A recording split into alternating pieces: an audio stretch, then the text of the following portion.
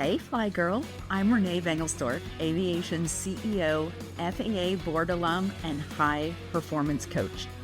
Whether you're chasing your first discovery flight or leading at 40,000 feet, this show is your runway for bold career moves, real mentorship, and stories from women rewriting their flight plan. From the cockpit to the control tower, we're building the future of aviation one fly girl at a time. Welcome to the Fly Girls Guide podcast.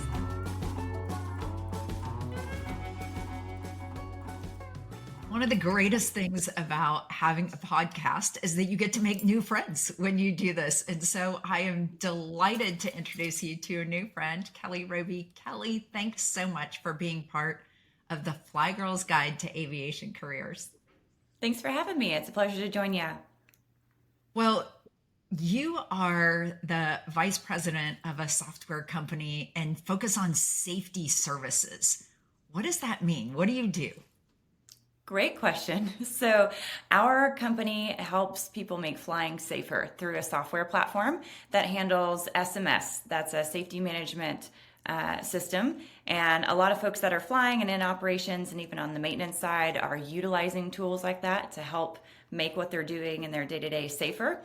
My division actually handles everything. I like to call it everything but the software. So it's really more of the human part, less of the where to point and click, and more of the how are our people adapting, and how are they, what's the buy-in look like for the safety goals and initiatives and all those sorts of things, which is really, really fun.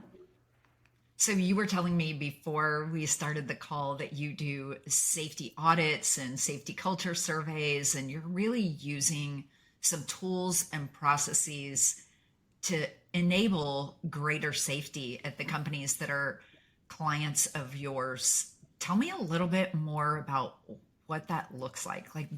How's your day spent doing this job? It is something different every day, and I love it. So on the software side, again, it's a little more of point and click and systems and processes, which we all need, and that's great. But when we get into the services side and you're starting to deal with people, which are less regimented and less the same thing every day, it's more of, hey, in the morning, we're going to focus on this certain department of people at this one specific company that's having trouble adopting some of the new technology we're doing, or maybe there's like a dynamic within the team that needs a little bit of shifting, and it becomes more safety leadership than safety management. And I love that. And it's just in there and sticky, and nothing is the same every day. And I love it. So about how much of your time do you spend with clients, and how much do you spend working with your own team? I would say right now we have a very small team in our services team. So I would say I probably spend 70% of the time outside with clients and about 30% with our internal team. And even that 30%, we all work remotely. So that's like a very focused, concentrated 30% that we spend on teams, or we'll travel on site together and work and help the clients as well, which is a good way to get some good team time in as well. I was going to ask that. How much travel does your job involve? It used to be a lot more. We've tried to dial it back just a bit, but we're growing and scaling, and that's a tough thing to conquer. But I would say probably about 30 to 40% right now. Okay. And how did you get to where you are right now? What was kind of your career path? I like to tell folks it was process of elimination. I just tried a whole bunch of things until I ended up here, and I don't know if this is where the end of the road will be. We'll see whenever we get there. But I started at Middle Tennessee State University. I was there on a softball scholarship. I had no idea that aviation was what I wanted to do, but I was a pitcher for the softball team, and I was practicing every day in the afternoons, and I would see these little airplanes wandering around above the practice field. And eventually one day I was like, what is that? What's going on? And the guys that lived across the hall, I found out, were aerospace majors, and they got to fly for college credit. And I was like, wait, hold on. Coach said that we needed to take one more class in the spring season and I could pick an elective. I think I want to go fly for college credit. That'd be really cool. So I did that, and I got the bug immediately, and just I actually quit my scholarship and started flying airplanes. Of course, then I had to figure out a way to pay for school, so I started working at the local FBO, trying to fund my pilot training. But I went all the way through MTSU. I got my private commercial or private instrument commercial and multi-engine ratings. Probably should have stuck around and done my instructor ratings, but at that point, I was working at the FBO, had made a couple of connections, and ended up flying right after school in a beach jet and a Hawker at a local aircraft management company. So it was like 2 or 3 years and I was in it. I got the bug, and within that first experience, I found safety pretty like right off the bat. That was one of those things where safety is always kind of one of these things where it's the short straw, that it's just sort of the thing that you have to do, that, you know, to keep all of your, it's a very regimented industry. So I drew the short straw one day and then ended up falling in love with it and just absolutely gravitated towards it. And went from there to another aircraft management company in Dallas, where my family's from. Worked there for about a decade or so, doing the same types of things.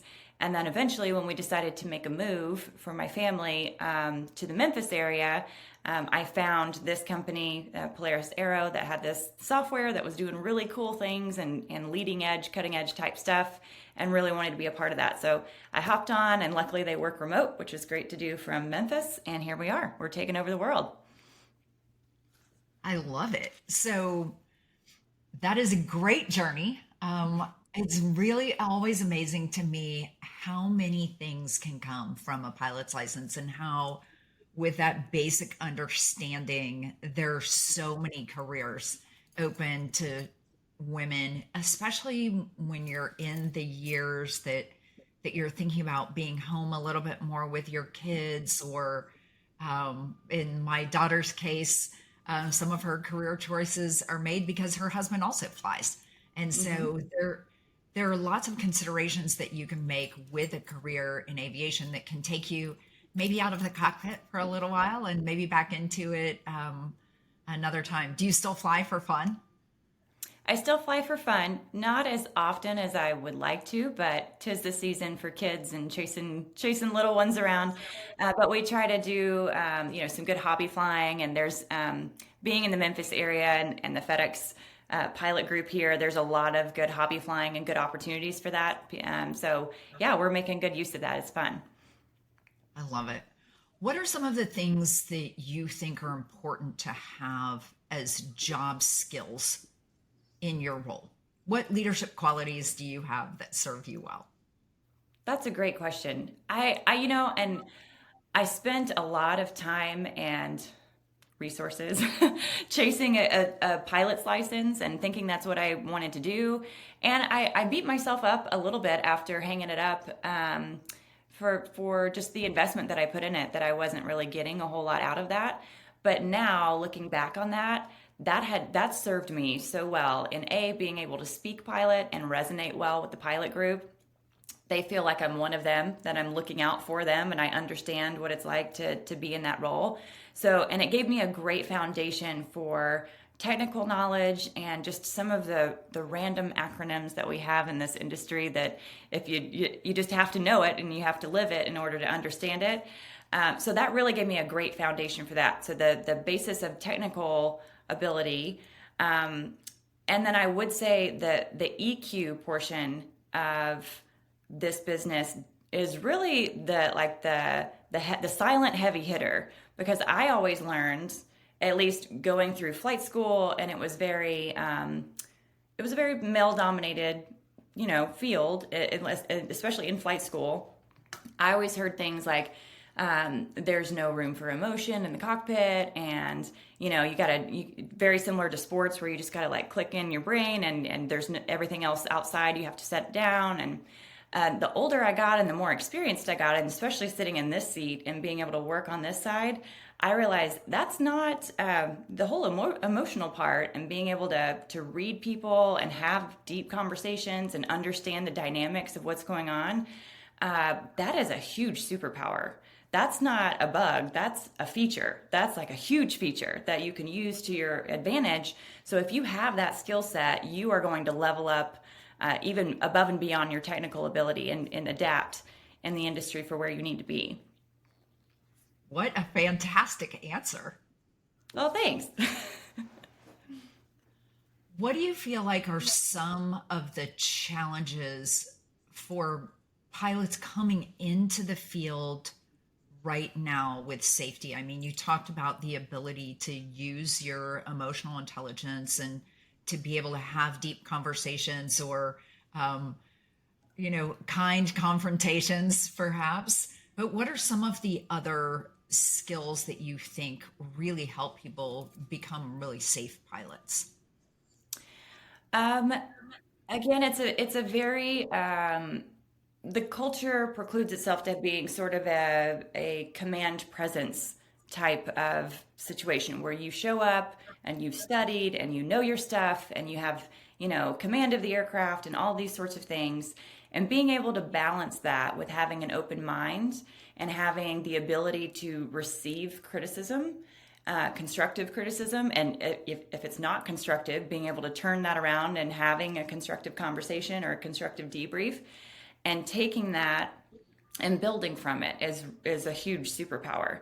And those are two really, you can find someone who can show up with command presence, and then you can find someone who can take constructive criticism, but finding a person that's mastered both of those, that's a really, really hard thing to do in one sitting, right? So being able to adapt and have those conversations is huge. Always having an open mind, always being receptive to what you can do better, and understanding that this is really a professional field. Like, flying is fun. It's sexy. It's fun. It's a heck of a time to get out there and go do. But as a professional pilot, you have to treat it as such. So think about like your Tom Brady's or your professional athletes that go review game film. And they look at their entire performance and they pinpoint the areas where, oh man, that was great, but could have been a little bit better. Let's try it this way next time. We can do the same thing in safety by reviewing FOQA data, by looking at a debrief and saying, here's what surprised us this time. What can we do better next time? Not that anybody did anything wrong, but what can we do better? And really treating it as that professional level of piloting. Or conversely, on the maintenance side, same concept. That's taking this and not just hey, that was a safety hazard, or hey, this is something we did wrong, but this is an area of improvement or something that we can continue to grow and iterate on time after time and get better. I love that. It sounds like you've done a lot of personal and professional development. What are some resources that you would recommend to someone, or some practices that you would recommend to someone who's thinking about a safety position, safety officer, doing something in safety services, anything related? Sure. Technically speaking, I would say there is a big technical foundation that you should have in understanding the systems of safety.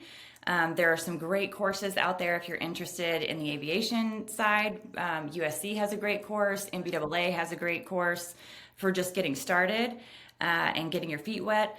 And every organization probably has someone that's running safety, so network and ask what's going on in their organizations. You can learn a ton just from your own network of people. There are regional groups and safety roundtable groups and all sorts of places that you can get safety information and just hone your skills along the way. As I mentioned earlier, don't stop at the technical skills. We often have a lot of pilots that are promoted into safety positions, or maintenance professionals that are promoted into safety positions, and vice versa. And they have that great technical skill set, but you got to level it up and take it to that EQ and really focus on understanding people. And we see that a lot in safety, is that, no one shows up to the job that day and says, I'm just going to come in here and just mess some stuff up today. That's my goal. Everyone shows up and they want to do a good job for the most part. And as a safety professional, if you have the ability to raise up and 30,000 foot view and say, organizationally, what could we be doing better? Are there processes in place that are confusing or hard to understand? Are there things that we have written down that are well-intentioned, but they're just hard to follow? And understanding that it's not always the person that's making a mistake that we need to fix in safety. Sometimes it's the organizational portion, and sometimes there's hard conversations that you have to be able to have. And that is a gap that has to be filled a lot of times with promoting someone into that safety position. It's not just the technical aptitude, it's also that being able to have those hard conversations and those emotionally intelligent moments with other, often your peers. So that's a huge component. If you already have that, you are leveled up above and beyond. Love it. That's so valuable. It's such a great point that you make. Thinking about every once in a while, and thankfully it's rare, but there'll be an incident that happens that we see on the news, and there's always big questions about, oh, what went wrong? What wasn't safe? How did this incident or this accident happen? Tell me a little bit about the stress of your position or the stress of a safety officer as you're talking to all these different flight departments. How do people handle stress in this position, and what can be done to mitigate some of that?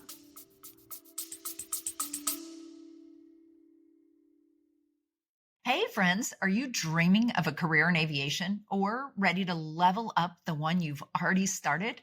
Whether you're a student, a career changer, or a seasoned pro, you are invited to our free virtual aviation career fair happening November 5th. Meet recruiters from top aviation companies, explore career paths you never knew existed, and even sign up for interviews. It's completely free, but space is limited. Register now at weareflygirls.com/careers and take off toward your future in aviation. I would say the first portion is knowing that as the safety officer or person responsible for safety and risk in your organization, you are a facilitator of information. That is your primary role. You are responsible for making sure everyone in your organization understands the acceptable level of risk that we're going to be doing the mission with today, whether that's on the maintenance floor, flying airplanes, dispatching, whatever it is that we're going to do. That doesn't mean that you are solely responsible for anything and everything that happens at your organization. Everyone that works there has a portion of their job that is responsible for safety, and you can't what if or take responsibility for other people's actions. What we can do is we can ask why, and we can make sure that we're getting down to what we call root cause or causal factor analysis, and understanding why would a person make that decision. Is it the environment that they were placed in? Is it, again, going back to those policies, are the policies ambiguous? Was there a fatigue issue that we need to address that was underlying? What are those things that we can do to put a person in the environment to make the right decision most of the time? And understanding that you personally are not responsible for those decisions, but you are responsible for facilitating information will help alleviate some of that stress. But there is a little bit of stress that comes with it. I think we all take a little personal responsibility for the success of the organization, and certainly the headlines, make it hard to think about, like, oh, what if this was our organization? How would we have handled that? Or do we have a process in place for that? But if you can take what other folks are dealing with and then use that to your advantage to say, what did they learn from this? What do we have in place for that? Is that something that we need to be aware of on our side?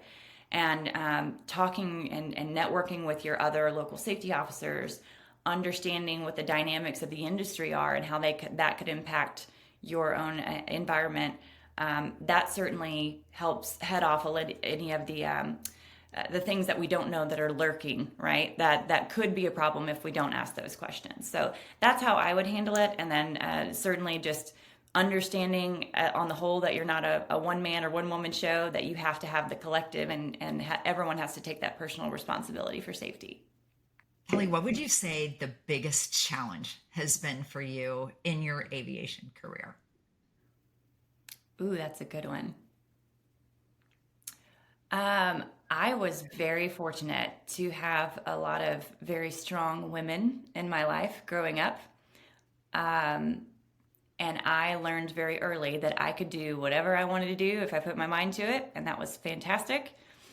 What I don't know that I picked up was you can have everything, but you can't have everything all at once. And so I think that was probably I learned a lot of that when I had my little girl, trying to be the career woman and then the present mother that you want to be, and then, taking over the world and doing all the things and making sure you've got good friend relationships that you're keeping up with, and the house is clean and you're doing this and, all the things. Again, you can have it all, but you just can't have it all at once. And having that grace with yourself to be able to pull things back and say, okay, this is a season where I'm going to focus more at home. This is a season later on where I can focus more at work, and knowing when to, push those volume knobs up and down, and having the grace with yourself that, your workout's not going to be locked in every single day. Your diet's not going to be locked in every single day, and you can't do all the things and also show up and be present and be, the mom and the employee and the person you want to be every day. So that was my biggest challenge, is just giving myself a little bit of grace in different seasons, and that's a hard thing to do when you're trying to do it all. It is. It's like finding a rhythm to your priorities. Like sometimes it needs to be one thing and sometimes it needs to be another. And finding, I don't like saying balance because that feels very precarious, but finding the rhythm and the grace, I think, is really important. It sounds like you have found that. What's the thing you're most proud of in your career? Ooh, I'm really proud that I get to help organizations move the needle forward. I mean, it's just a really cool opportunity to see them have very lofty goals for themselves and be a part of them tackling that. So every day I get to do that, and that's a really cool thing. I will say I got to take my daughter to an air show recently here at the Memphis airport. And I'm convinced that she thinks I watch TV all day because I have my monitor up here on the wall. And, I sit here and I type around, and she, doesn't really know what mommy does for work every day. But when I got to take her to go see the air show and, chatting with a couple of our clients that were there, and she got to see the airplanes, and she was like, oh, this mom, this is cool. And just seeing her light up about it, that was a really cool moment. But just getting to see her light up in the same way is a really cool experience. That's one of my prouder parts, is that she gets to experience that. I love it. I have a daughter who flies as well. She's probably your age, not as young as your daughter is, but it's super fun to be able to watch other people enjoy aviation, and just kind of sharing that love is really cool. And it's a really neat industry to be able to share your passion with others. It is. If you were going to advise younger women who have an eye on what you do and think that they might be really interested in influencing safety in aviation, what skills would you advise them to be working on, or what training do you think that they should be getting in their younger years?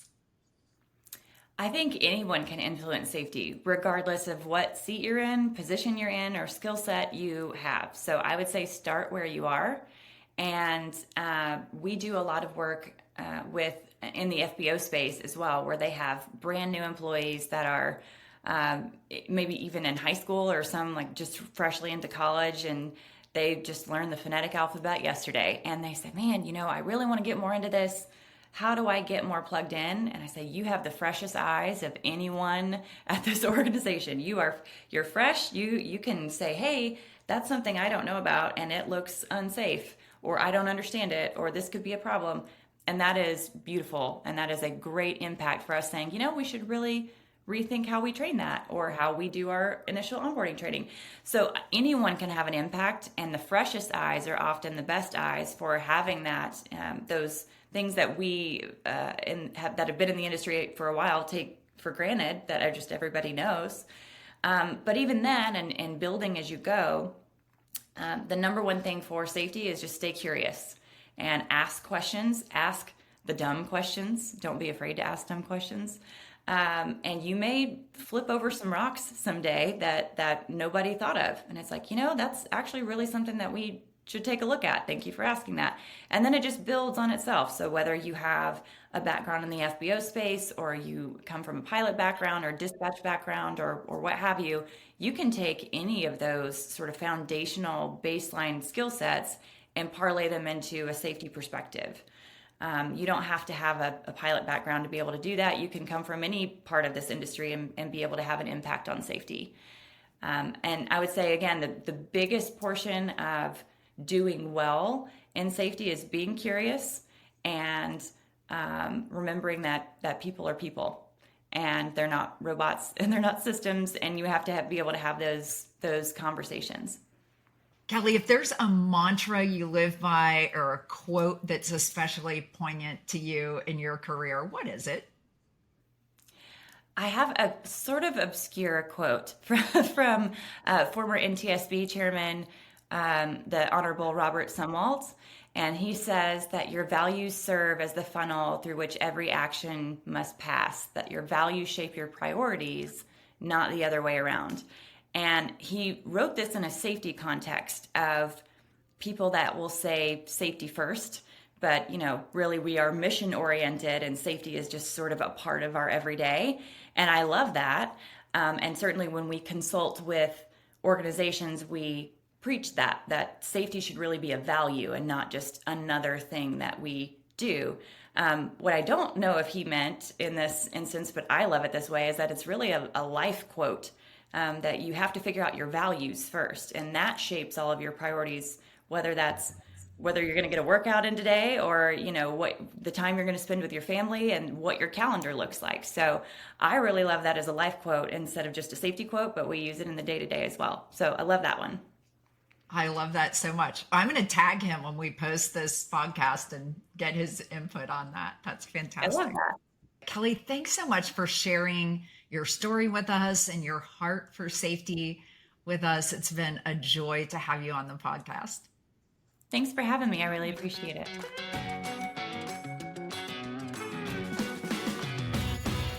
Thanks for tuning in to today's episode. For additional resources, head over to flygirlsguide.com. If you're inspired to pursue a path in aviation or want to support the women who do, be sure to subscribe and leave a review. And if today's conversation sparked something for you, share it with a friend. It's one of the best ways to grow the Fly Girls Guide community. Until next time.